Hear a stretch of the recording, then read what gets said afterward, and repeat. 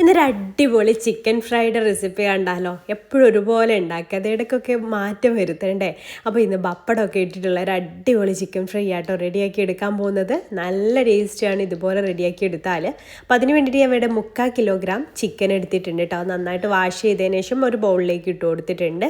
ഇനി നമുക്കതിലേക്ക് ഒരു മുട്ട പൊട്ടിച്ച് ഒഴിച്ച് കൊടുക്കാം. ഇനി നമുക്കതിലേക്ക് എരിവിന് ആവശ്യമായിട്ടുള്ള മുളക് പൊടിയാട്ടോ ചേർത്ത് കൊടുക്കേണ്ടത്.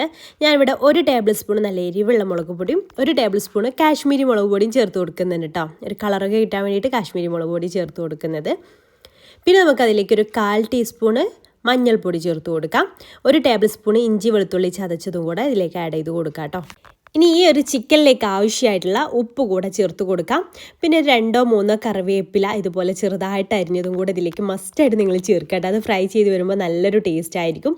പിന്നെ 1 ടീസ്പൂണ് വിനാഗിരി കൂടെ ആഡ് ചെയ്ത് കൊടുക്കും. വിനാഗിരിക്ക് പകരം ലെമൺ ജ്യൂസ് ആയാലും കുഴപ്പമൊന്നുമില്ല. 1 table spoon cornflour, 2 table spoon അരിപ്പൊടി അതും കൂടെ ചേർത്ത് കൊടുക്കണേ. ഞാൻ ചേർത്ത ഇൻഗ്രീഡിയൻസ് ഒന്നും മറക്കാതെ സ്കിപ്പ് ചെയ്യാതെ ചേർത്ത് കൊടുക്കണം കേട്ടോ. എന്നിട്ട് എല്ലാം കൂടെ നന്നായിട്ടൊന്ന് മിക്സ് ചെയ്തെടുക്കുക. വെള്ളം ആവശ്യമുണ്ടെങ്കിൽ മാത്രം ചേർത്ത് കൊടുത്താൽ മതി. ഞാൻ വെള്ളമൊന്നും ചേർക്കുന്നില്ല. അല്ലാതെ തന്നെ ഇതിൽ വിനാഗിരിയുടെയും അതേപോലെ മുട്ടയുടെ ഒക്കെ ഒരു നനവുള്ളതുകൊണ്ട് തന്നെ അതന്നെ ഇതിലേക്ക് ധാരാളമാണ് കേട്ടോ. ഇനി നന്നായിട്ടൊന്ന് മിക്സ് ചെയ്തെടുക്കുക. ഒരു അരമണിക്കൂർ റെസ്റ്റ് ചെയ്യാൻ വേണ്ടിയിട്ട് മാറ്റി വെക്കുന്നുണ്ട്.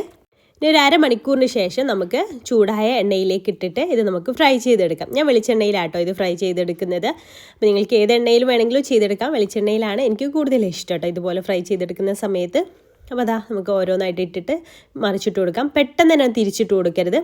അതെല്ലാവർക്കും അറിയാമായിരിക്കുമല്ലോ. ചിക്കൻ ഇട്ട് കൊടുത്താൽ ഉടനെ തന്നെ നമുക്ക് അങ്ങോട്ടും ഇങ്ങോട്ടും ഇങ്ങനെ തവി വെച്ചിട്ട് തിരിച്ചിട്ട് കൊടുത്താൽ അതിൻ്റെ മസാലയൊക്കെ പോവും. ചിക്കനിലൊന്നും മസാല പിടിക്കാത്ത രീതിയിലായി പോവും. അപ്പോൾ അങ്ങനെ ചെയ്തെടുക്കുക. എന്നിട്ട് ഒരു മീഡിയം ഫ്ലെയിമിൽ ഇട്ടിട്ട് ഇതുപോലെ നല്ല മൊരിപ്പിച്ചെടുക്കുക കേട്ടോ. അടിപൊളിയായിട്ട് നല്ല സോഫ്റ്റ് ആയിട്ട് തന്നെ കുക്കായിട്ട് ചിക്കൻ ഫ്രൈ ചെയ്തെടുത്തതിന് ശേഷം ഒരു 2 പപ്പടം ചെറിയ ക്യൂബ്സ് ആയിട്ട് കട്ട് ചെയ്തതും അതിലേക്ക് കുറച്ച് കറിവേപ്പിലയും 2 പച്ചമുളകും ചേർത്തിട്ട് ഒന്ന് വറുത്ത് കോരി അതിൽ നിന്ന് എടുക്കാം.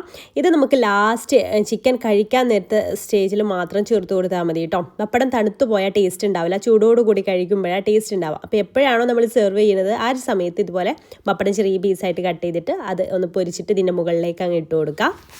ഈ ഒരു പപ്പടം കൂടെ മിക്സ് ചെയ്തിട്ട് ഈ ഒരു ചിക്കൻ ഫ്രൈ കഴിക്കുമ്പോൾ പ്രത്യേക ഒരു ടേസ്റ്റാണ് കേട്ടോ. ട്രൈ ചെയ്താത്തവർ എന്തായാലും മസ്റ്റ് ട്രൈ ആയിട്ടുള്ള ഒരു ഐറ്റം ഒന്ന് ട്രൈ ചെയ്ത് നോക്കുകൊണ്ടോ.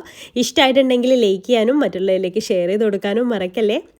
അതുപോലെ തന്നെ നമ്മുടെ വീഡിയോസ് കാണുന്നവർ നമ്മുടെ പേജ് ഫോളോ ചെയ്യാതെയാണ് നിങ്ങൾ വീഡിയോസ് കാണുന്നുണ്ടെങ്കിൽ ഇഷ്ടമായിട്ടുണ്ടെങ്കിൽ ഫോളോ ചെയ്യാനും മറന്നു പോരുത് കേട്ടോ. ഇൻഷാ അല്ലാഹ് പുതിയൊരു നല്ല റെസിപ്പി ആയിട്ട് നമുക്ക് അടുത്തൊരു ദിവസം കാണാം. അതുവരേക്കും ബൈ. Thank you.